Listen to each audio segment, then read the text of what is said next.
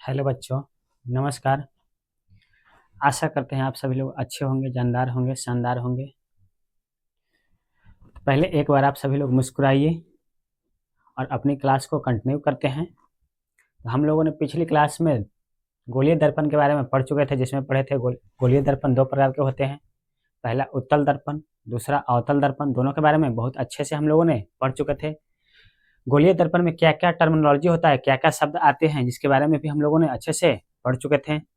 जैसे कि मुख्य अक्ष, फोकस, वक्रता केंद्र, अभिलंब, फोकस दूरी क्या होता है, इन सभी के बारे में हम लोगों ने पिछली क्लास में अच्छे से जान चुके हैं। तो जिन लोगों ने भी पिछली क्लास नहीं देखा है तो वो सबसे पहले पिछली क्लास को देखें, उसके बाद इस क्लास से जुड़िए, तभी आपको सभी चीज़ें समझ में आएगी। तो आज हम लोग अपने क्लास में क्या पढ़ेंगे किरण आरेख का उपयोग करके गोलीय दर्पण द्वारा प्रतिबिंब का निरूपण।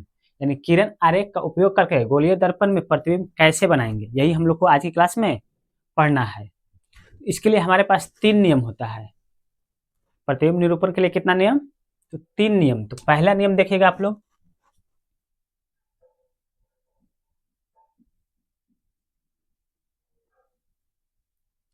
पहला नियम क्या होता है?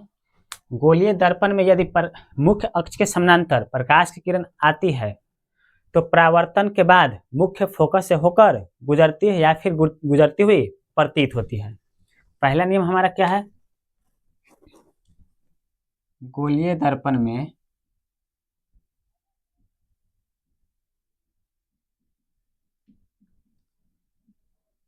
मुख्य अक्ष के समांतर आती प्रकाश की किरणें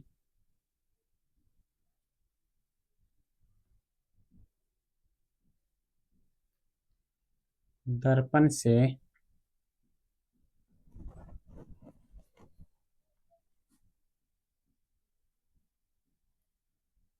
परावर्तन के बाद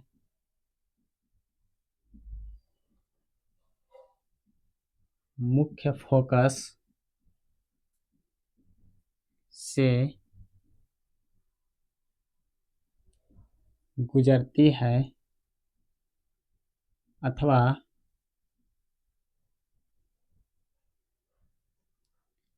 गुजरती हुई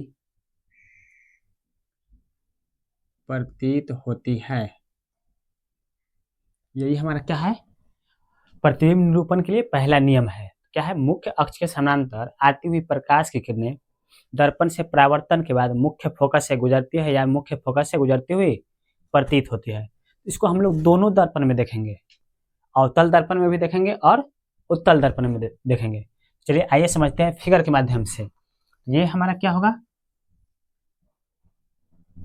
इस तरह से कलई करेंगे इस पे।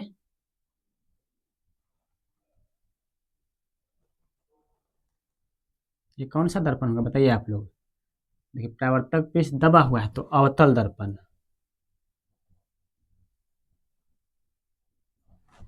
और ये हमारा क्या हो जाएगा? परावर्तक पृष्ठ उभरा हुआ है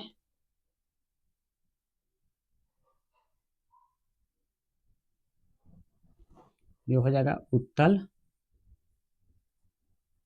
दर्पण। तो चलिए हम लोग पहले इसमें अपना टर्मिनोलॉजी को बनाते हैं कि कौन सा क्या होता है। तो ये बीच में क्या होता है? ध्रुव यानी पोल। यहाँ पे भी बीच में क्या होगा? पोल।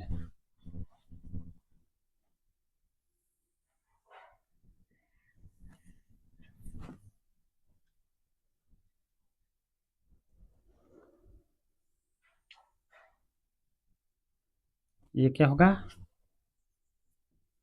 मुख्य अक्ष। यहाँ पे हो जाएगा वक्रता केंद्र, यहाँ पे हो जाएगा फोकस।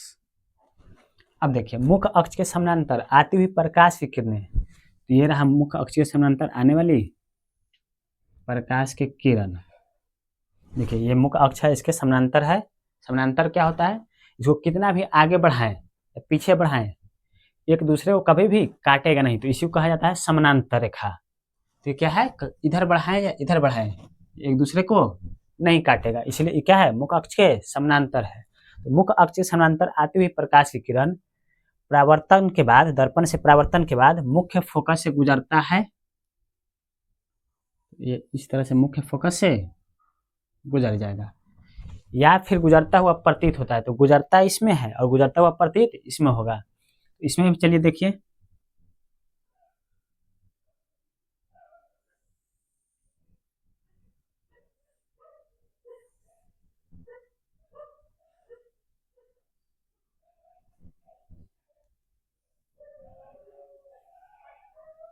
ये हो गया हमारा मुख्य अक्ष,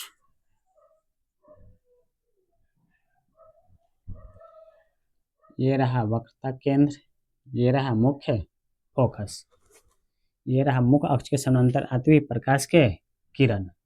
जब दर्पण पे पड़ा तो दर्पण पे पड़ने के बाद क्या होगा, परावर्तन होगा। इसका परावर्तन किस तरह से होगा, ये परावर्तन इस तरह से होगा,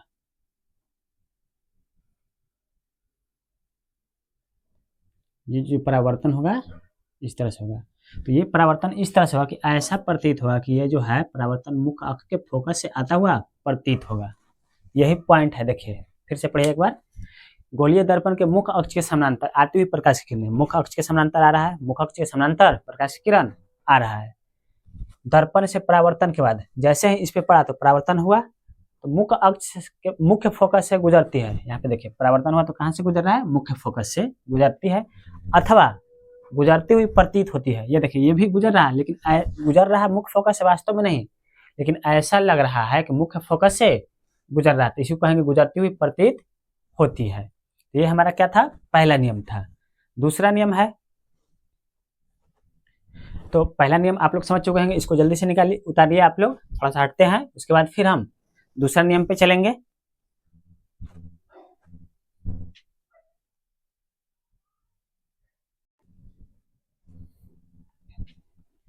तो चलिए आइए हम लोग देखते हैं प्रकाश के इसका दूसरा नियम क्या है। तो दूसरा नियम क्या है, तो लिखिएगा पहले,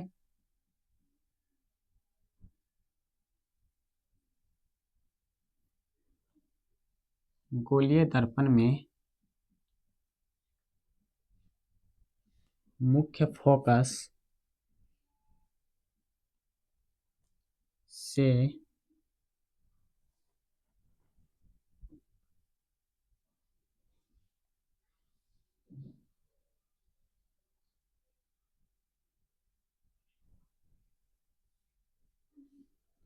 आती हुई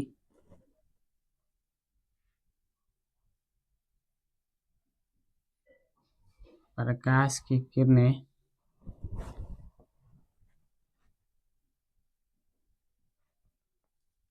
या मुख्य फोकस की ओर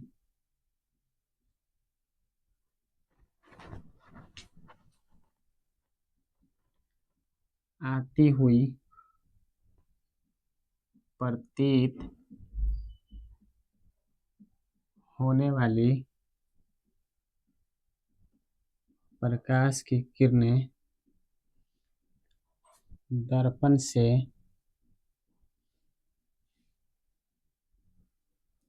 परावर्तन के बाद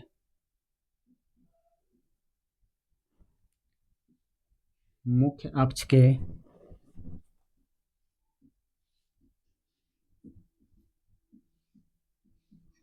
समांतर हो जाती है। यही हमारा क्या है, दूसरा नियम है। जैसे समझिएगा फिगर से अब इसको, ये क्या है हमारा अवतल दर्पण है, ये क्या है उत्तल दर्पण है।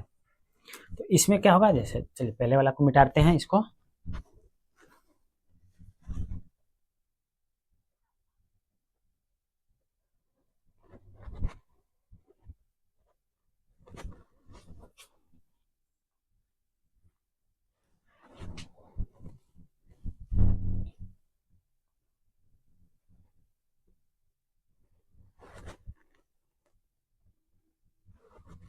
चलिए देखिएगा इसमें क्या है, गोलीय दर्पण के मुख्य फोकस से आती हुई प्रकाश की किरण, इस तरह से प्रकाश की किरण कोई आ रहा है जो कैसा, कहां से आ रहा है, मुख्य फोकस से आ रहा है। तो मुख्य फोकस से आती हुई प्रकाश की किरणें दर्पण पे पड़ने के बाद यानी परावर्तन होगा, और परावर्तन के बाद क्या होगा, मुख्य अक्ष के समानांतर हो जाएगा, कुछ इस तरह से, ऐसे समानांतर हो जाएगा। तो ये हमारा क्या होगा, अवतल दर्पण में इस तरह से होगा। आगे बढ़ते हैं। मुख्य फोकस की ओर आती हुई प्रतीत होने वाली किरणें, ये इस तरह से, वास्तव में नहीं आ रहा है लेकिन ऐसा लग रहा है कि मुख्य फोकस से आ रहा है। तो मुख्य फोकस से आती हुई प्रतीत होने वाली किरणें दर्पण में पड़ने के बाद परावर्तन होगा। तो परावर्तन के बाद किस तरह से जाएगा, ये कुछ इस तरह से मुख्य अक्ष के समानांतर होकर के जाएगा। तो यही हमारा क्या है, दूसरा नियम है। तीसरा नियम इसमें क्या है, चलिए 2 नियम समझ चुके होंगे। चलिए अब तीसरा नियम की ओर बढ़ते हैं। तो आप लोग जल्दी से इसको उतारिए और फिगर बनाइए।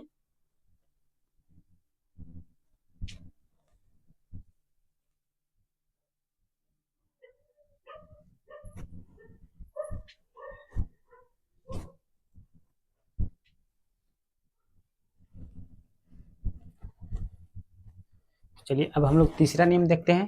तीसरा नियम क्या है,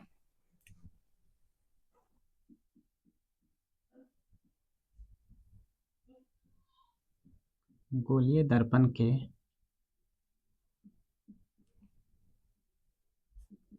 वक्रता केंद्र से गुजरने वाली प्रकाश की किरणें अथवा गुजरती हुई या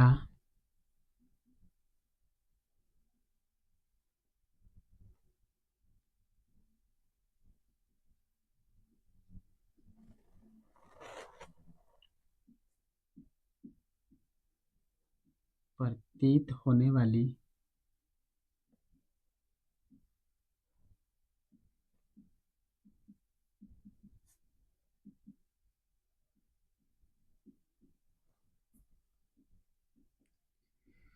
दर्पण से परावर्तन के बाद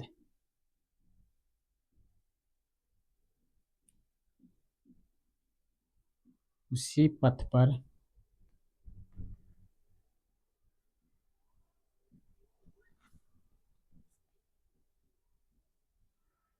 वापस लौट जाती है। जैसे समझिएगा ये हमारा क्या है, वक्रता केंद्र है। यहाँ पे ये हमारा क्या है, वक्रता केंद्र है। कोई प्रकाश की किरणें वक्रता केंद्र से आ रहा है, ये कुछ इस तरह से वक्रता केंद्र से आ रहा है। दर्पण पे जब पड़ेगा तो परावर्तन के बाद पुनः इसी पथ पर वापस लौट जाएगा। तो यहाँ से आएगा और यहीं से लौट जाएगा। इसमें देखिए, और उत्तल दर्पण में क्या होगा, ये कोई प्रकाश की किरण है,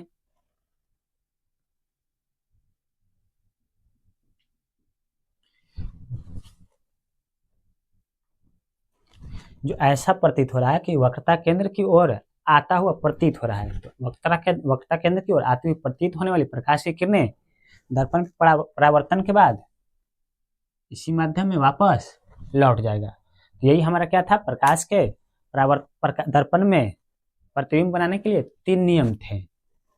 रेखा के द्वारा प्रतिबिंब निरूपण करने के लिए कितने नियम हैं, 3 नियम, और ये 3 नियम है। आशा करते हैं आप लोगों को अच्छे से समझ में आया होगा। तो आप लोग क्लास को ज़्यादा से ज़्यादा शेयर कीजिए और अपने दोस्तों को बताइए। चैनल को सब्सक्राइब कीजिए, बेल आइकन को दबा करके रखिए, जिससे क्या हो कि नोटिफिकेशन क्लास के सबसे पहले आप तक पहुंचे और आप क्लास को सबसे पहले देख सकें और उसका फ़ायदा उठा सकें। Thank you so much.